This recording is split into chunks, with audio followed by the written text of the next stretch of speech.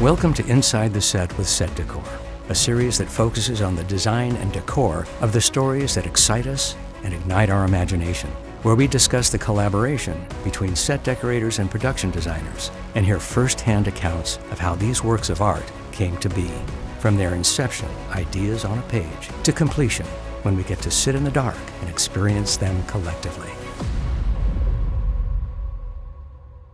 Welcome to Inside the Set with Set Decor, and I'm Diers SDSA, and today I'm pleased to welcome set decorator Prue Howard and production designer James Price to discuss their incredibly imaginative collaboration on the focus feature film Bugonia, Yorgos Lanthimos' compelling black comedy that delves into the world of conspiracy theories and the power of the internet to create echo chambers. This is a kidnap thriller, unlike other kidnap thrillers. I wanted to ask you, Prue, right off, what was your first visuals that you get as you're reading the script? And of course, the bump at the end as well. Oh, that's a great question. I think because Yorgos's films are all so different, I don't think I really started with a preconceived idea, and I think that's the sort of the beauty of working with him, and James, who's obviously worked with him before, also said that to me. It's sort of like,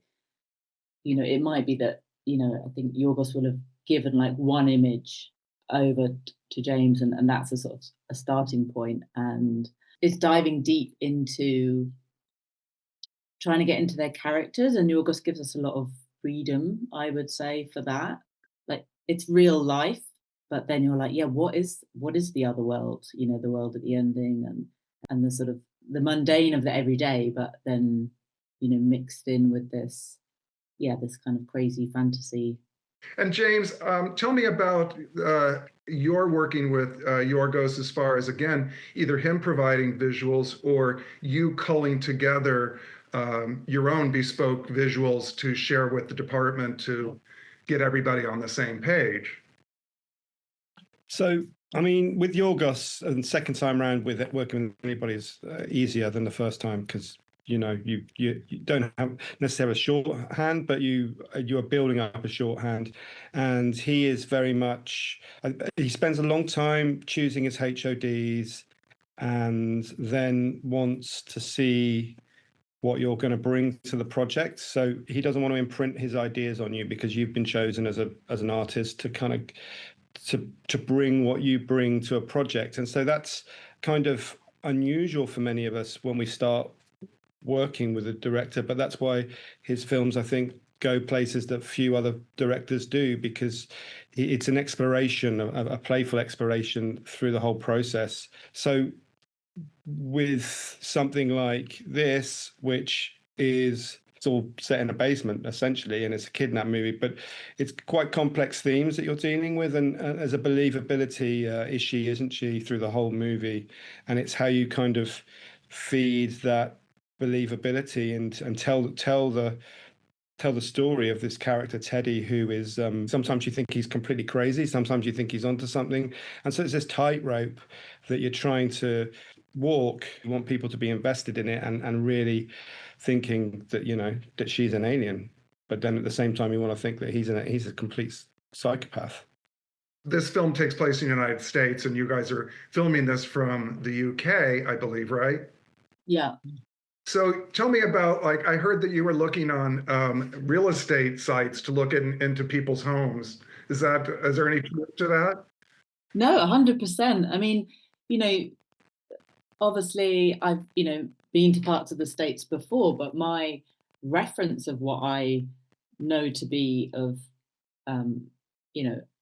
interiors and design, American interiors, it might be, other films I've seen, but obviously you don't want to be taking that as your kind of benchmark, and so you're like, okay, well, I need to get into the real world. So you're on, you're actually looking at like Facebook Marketplace, and then I was like, okay, how can I find? And yeah, you've got, you can do a Google image search and you can look in books, but it's sort of like, well, I need the real homes, and that's when I was like, okay, let's look at the real estate websites, like who's selling houses in Atlanta, what do they look like, what's the light fittings, and what wallpaper have they got, and it's all in the detail, isn't it? And the sort of key elements.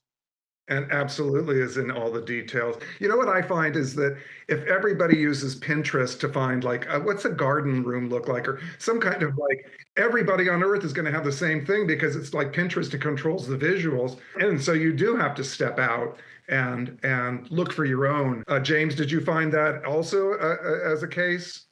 Yeah, I mean, I'm kind of a bit militant about film references, like about having them, because I find that film becomes self-referencing and it becomes this ever-decreasing circles of referencing.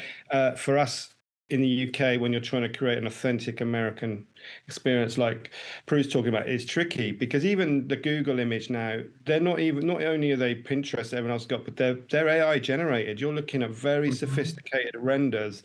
You can't tell whether that's real or not. So the kitchen with the kind of countertop, which is suspended from the ceiling, and then there's a matching hexagon shape on the breakfast bar, straight out of the real estate website that Prue found, and that's completely authentically American that you don't find anywhere else I've seen in Europe, and also mid-America as well, and we recreated that lovingly. And the other thing that I looked at a lot at was photos. I'd done the Iron Claw a few years before in Louisiana, and we went around and scouted a lot of houses in that area, and I'd look back through the scouting photos for references, and there were some great references in there. Sometimes it's a sin or I don't know, a burden to be a production designer, especially on shows where you have a lot of locations. But then you come away with a wealth of like visuals that all these people open their doors to say, oh yeah, come on in and shoot my house. And then you're shooting their laundry or whatever, because those details are literally how people live. And it is the film rings very authentic, and it's because of those details, I think. Did you guys scout? Is that an exterior? You guys built it? That's a complete set build, that house. I thought we could construct that house and make it completely immersive, and we could do that in the UK.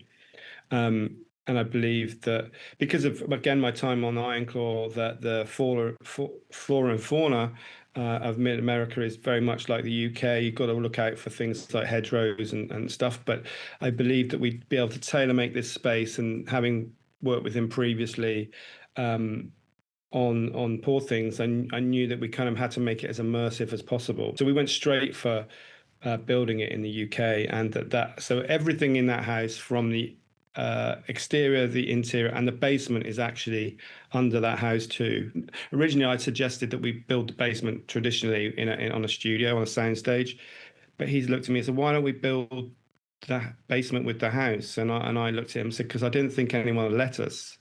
And he was like, "Come on, look at the benefit of doing that for the film." And so I was like, "Right, we'll look into it." But I was like really excited by that. But that said, you don't know what you're going to hit when you dig a great big hole in the ground. So we did some exploration holes. Lucky it was chalk. It was good drainage. We still put sump pumps, and we put 7 shipping containers into that hole, and we cut them up and welded them back together to make the basement and put a steel frame on it. So when you drove up that road, which the road was there and it ended, and we put in half a mile of power cable lines.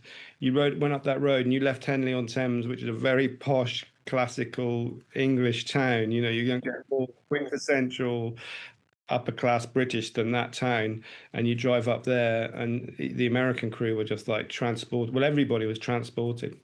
And then we built sheds which hid the crew. So you would have a lighting shed. There was a shed for costume and makeup. And so the outhouses became where they were based. So there was no kind of tech vehicles. And the only way that you would know that house was a set was in one of the outhouses, the sheds nearest the house, that you opened it up and there was a stairs that went underground, and it was like a back way into the basement set.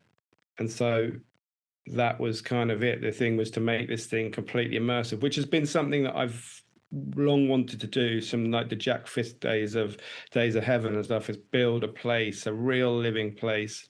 And then I'm like, over to you, Prue. You got to make this place look believable now. But you know what's great? First of all, it's always great to have a set that you can, own everything in. I heard also I went to the screening and the DP, Robbie, was there and he spoke about that you accommodated him because I guess you guys shot this in VistaVision and VistaVision cameras are wider than normal Yeah. and that you had to make doorways wider.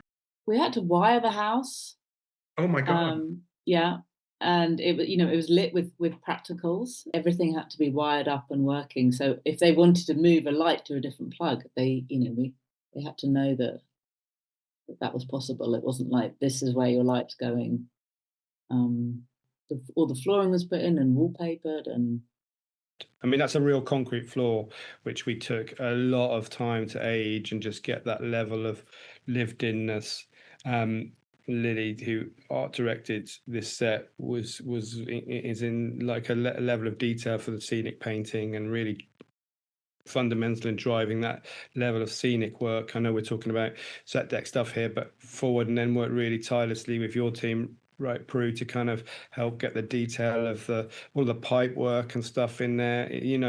Your members will know, but like people outside don't understand necessarily that all the pipe work is a set deck thing, and we know Yorgos only sees what he believes, so and he has such an acute eye, an artist's eye, that everything has to feel as authentic as possible for him to believe it. And then he wasn't even that keen on having the high windows to start off with. He was worried about noise being heard, and I thought, well, they're in the middle of nowhere, at least that gives you an extra state. You can have daylight, you can have the overhead light, which is quite fierce, and then you can use the practicals. So we worked closely with Robbie and the team, and as Prue said, all of the electrics were wired up for American plug systems, weren't they? Because you're on a different voltage.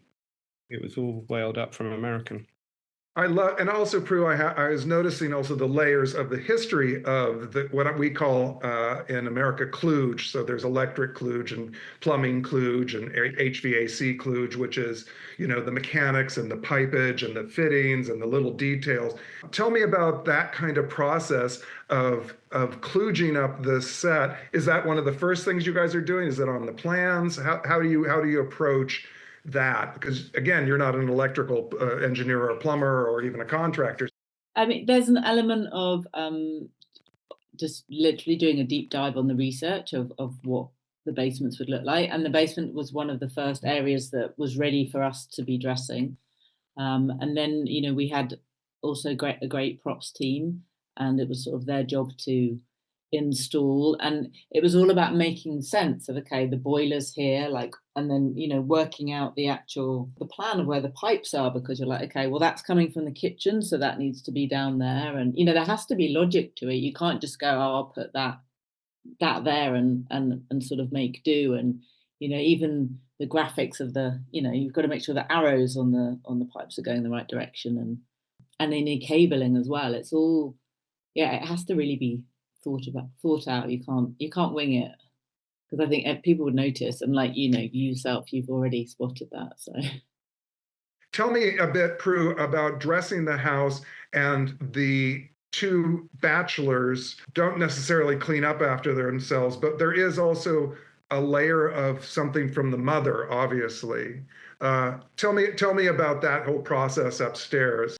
The house is sort of stuck in this time warp, because ever since Teddy's mother had gone into hospital, we're thinking, well, that the furnishings, that's something that Teddy's mother would have brought in, and whether that's elements she's inherited from her family or she's bought, that's not something he's updated, because that's not what he's interested in. And the same in, like, we decided on the bedrooms that Teddy was going to sleep in what was his mum's room, and then Don then had Teddy's old room.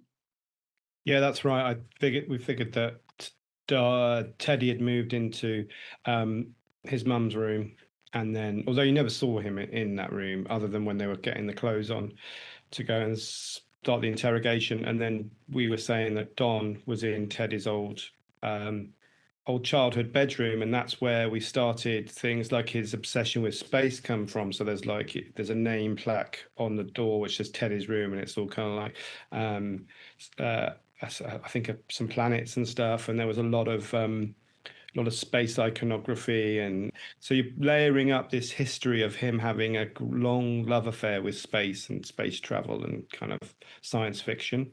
And even like the wallpapers we chose, a geometric pattern, but again, it's like, is that sort of something from a sort of, I don't know, 80s, 90s style, almost like a space computer game, you know? It's quite simple. And I sourced this wallpaper book of American wallpapers that I bought off Etsy, actually, because again, it's like you're trying to find stuff online, but you're like, what is actually the real reference here? Like, is it just something that's been reproduced? And so yeah, we had fun kind of picking out those wallpapers for the different rooms. And there's one photo that I love. There's a, I don't know, it's a low shot and it's looking towards the dining table. And I zoomed in on it because there's just a bunch of garbage in front of the fireplace, and then the mantle's covered with, you know, photos and so on. And then even on the refrigerator or notes or a bulletin board, all those kinds of things. Are some of those things having to do with Teddy's care of Dawn? Are those, you know, like prescriptions or things to deal with the brother's condition because he's become the caretaker? I'm curious, what are on those notes? Is it more of his conspiracy things, or is it, don't forget to buy butter and milk? It's a combination, really. So some of it, the prescription stuff, will be still from when he was caring for his mother, who was, you know, this addict, and then the conspiracy theories and yeah. But again, it was, you know, showing this sort of this passage of time, but we've built on top of it, as opposed to sort of clear that away and have just his kind of his current state of mind. Yeah, it's just like that kleptomania, and it was to sort of mimic his state of mind too, his kinetic, like his head's full of these different theories and his different things, and that was to the chaos of Teddy. That's visually represented as well in the dressing and the state of the house. Yeah, and you know, the dirt and grime and yeah, just the madness, isn't it, of of his mind. Well, it reads on film, and even just talking about it when you mentioned the art direction in the basement, that there's that one photo of Yorgos and the DP in the corner trying to get a shot, and I'm looking at the plaster work and the kludge work and the aging and all the work that goes into selling this story that you're trying to sell to us, and it all reads perfectly, and even what you're talking about the previous conspiracies and the layering.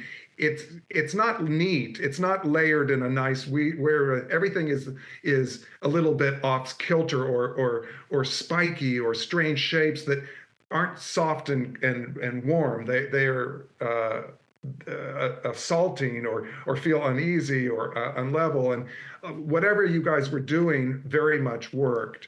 I'd like you to speak about the contrast both of her world and his world. And is there anywhere in here that the bees had influence on either of these two sets?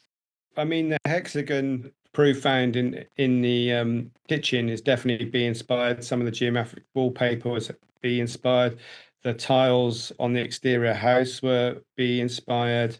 We looked at geometric shapes, but also kind of like Aztec and Inca and kind of more ancient world kind of references too, not to be too literal about the bees, because you do want it to feel believable. And I just get back to your point previously about things not being neat. I mean, there's a tendency with art direction and set decoration, I think, to make everything in line, especially if you're building sets and, you know, line things up nicely, but the real world isn't nicely lined up and it's pretty horrible. So we tried not just for this, but generally try not to make everything kind of fit into the box and like some kind of architectural perfectness, because we're creating real worlds and real lives, or trying to dictate real worlds and real lives.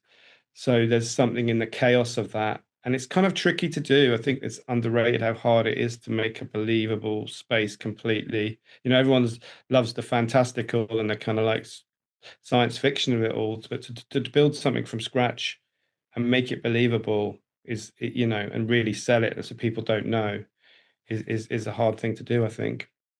Yeah, it is. It's definitely more challenging, and it takes time. And actually, we didn't have that much time. How much time did you have? Tell me about that.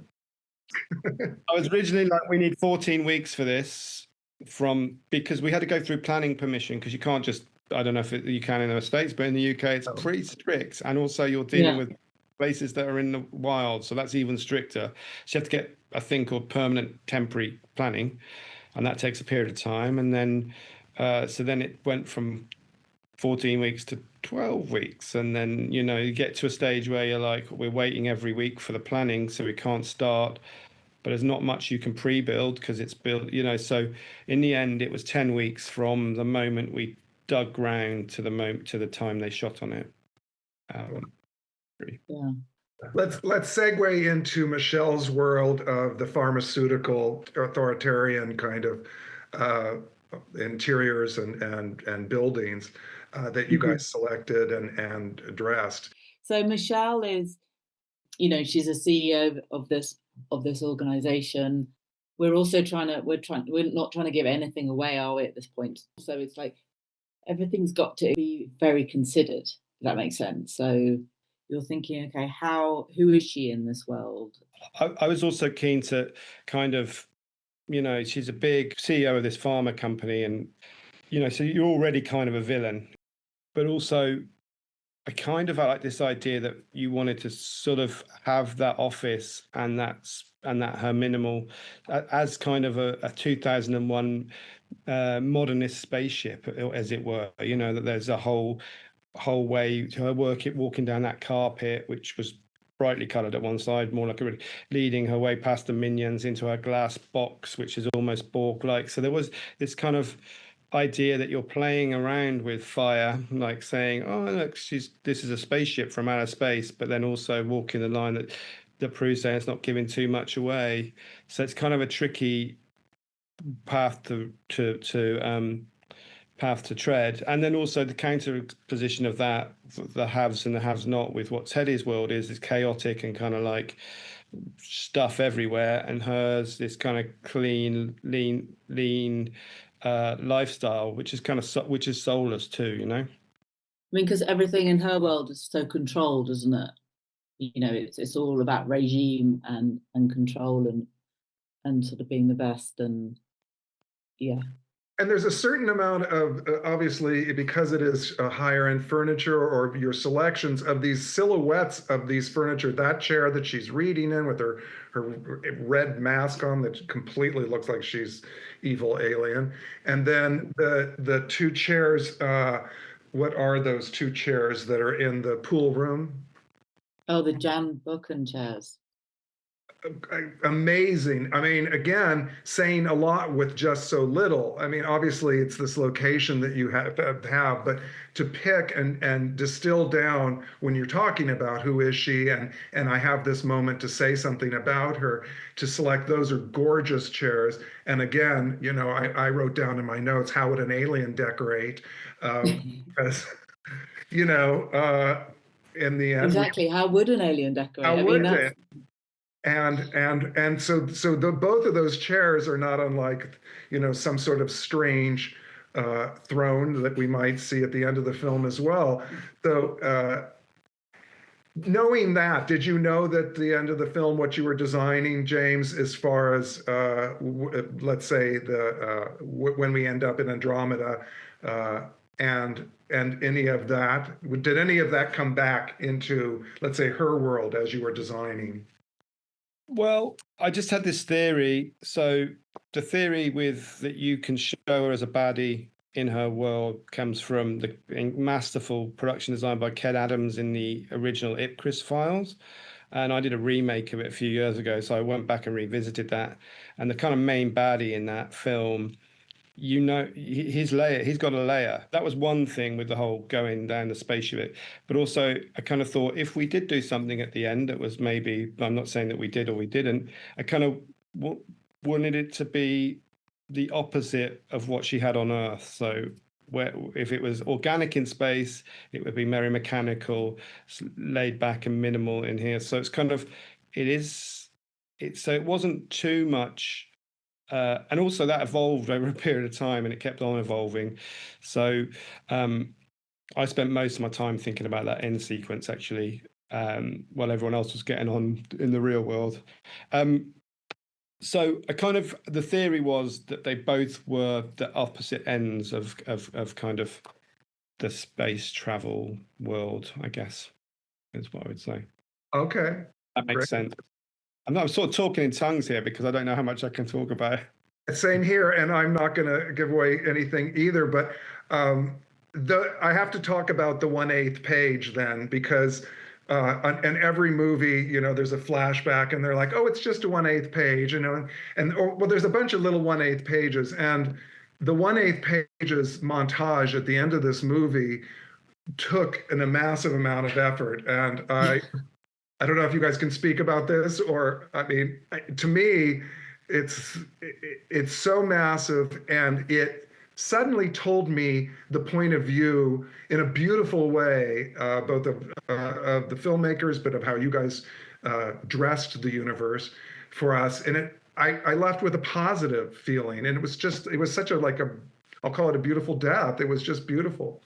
But tell me about that, because that was not just an 8th page. Every single one of those sets was amazing. We flashed those out as part of our creative exploration, and we talked about real life and moments, things that make us human, and the human condition, and then we used a lot of photographic reference for those moments, and we showed them to Yorgos and were like, what ones of these do you like? And some of them were massive in scale, and some of them were much more intimate and human. And he picked about 28, I think, out of this 60 or 70 page document. And then they became in the script. So then it's a question of like, how do we deliver those? So some of there's 4 or 5 in one location sometimes. And it was kind of fun. It was like doing a sketch show again, but like with much more detail. But no money. It was, I mean, I don't know if I'm allowed to talk about money, but it was sort of like, wow, we've got to do each one on like a very small budget, and so everyone got really involved, and it was creative. It was quite fun, wasn't it? Did it feel like a whole separate movie, or when you're in a production, it's a job, but that is a whole nother like mindset, or is it? I don't know.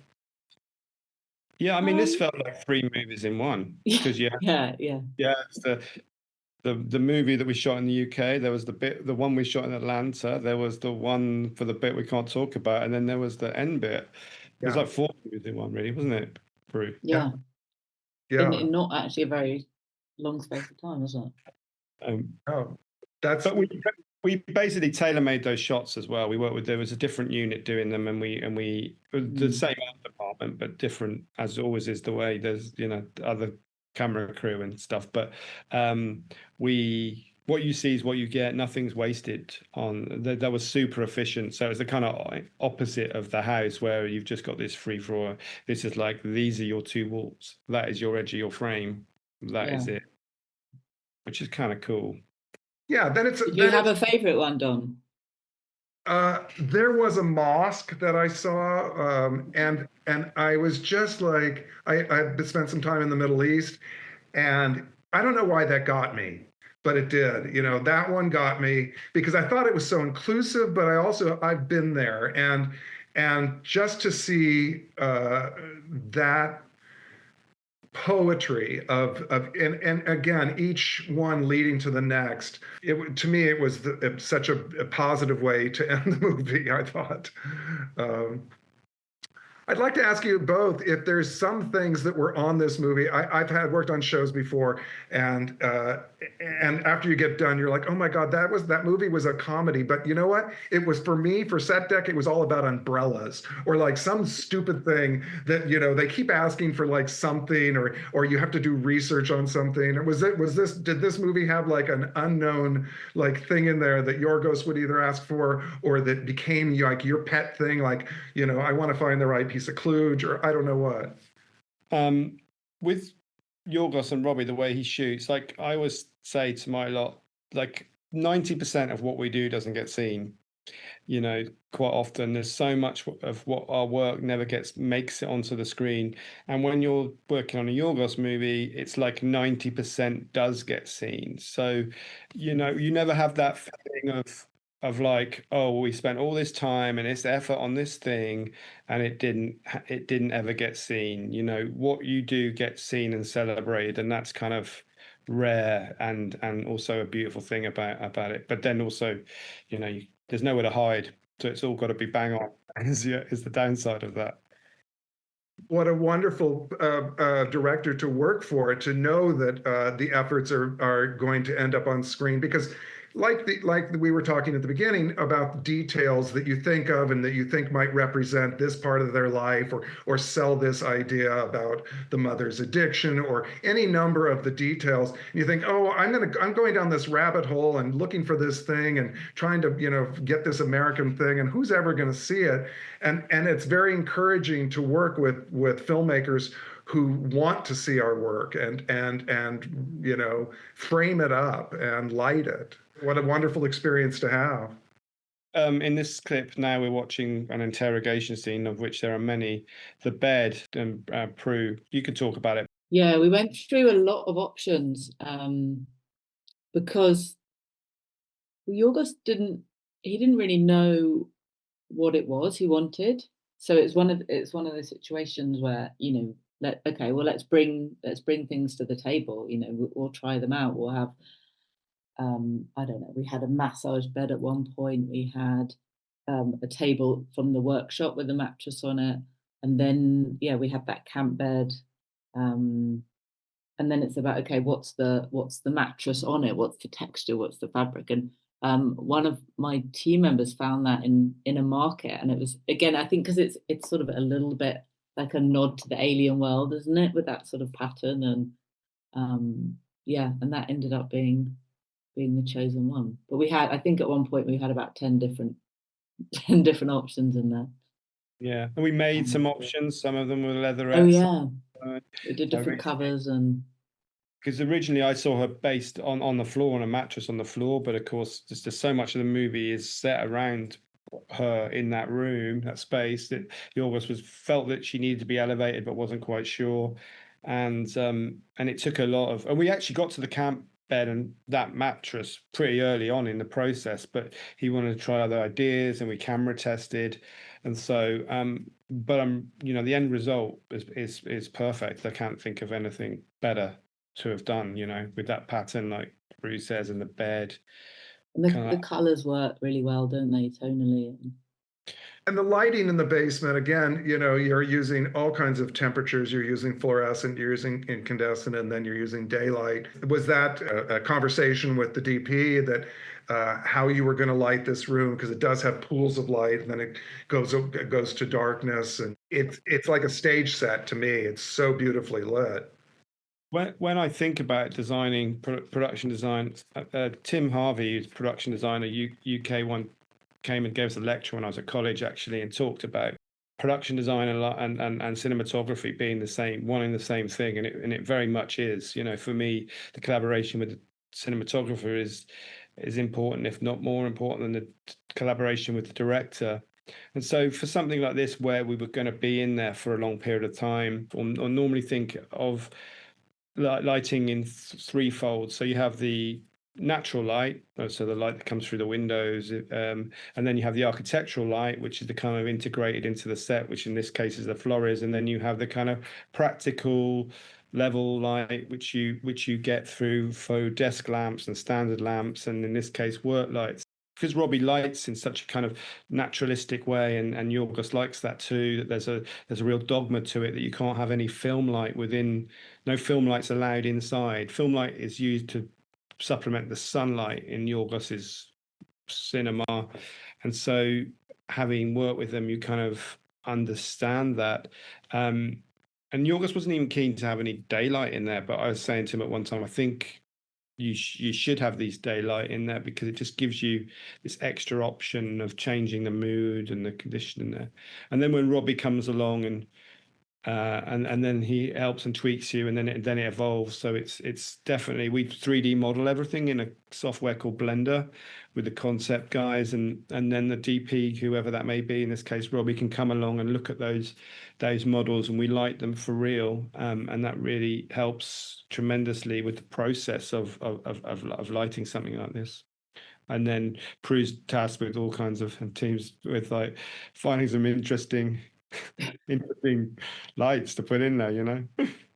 Yeah, because then it's got to be a certain type of light or bulb, but then it's got to work within a real light as well, and an American one and a believable one, and something that would be in Teddy's basement, or why is that light there?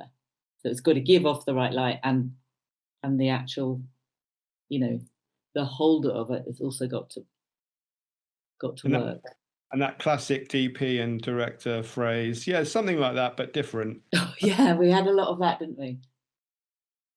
You start to learn what that something like that but different means, which is that maybe without them saying that maybe it wants to be a pool of light, or it wants to have a different diffusion or a different warmth to it, or less warmth, and so having kind of had to go through that exercise before, you probably become light on your feet and do have options and do know where to turn next, or what would alter the light.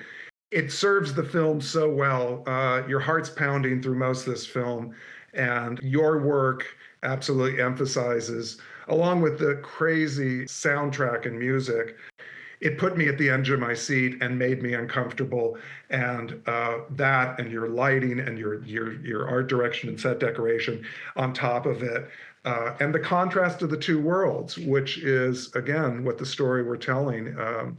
Such expert work, you guys. Thank you. Thank you very much. Thank you.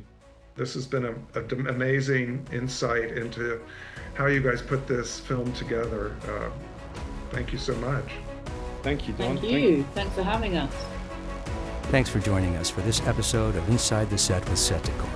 Don't forget to subscribe to our YouTube channel and visit our website, setdecor.com.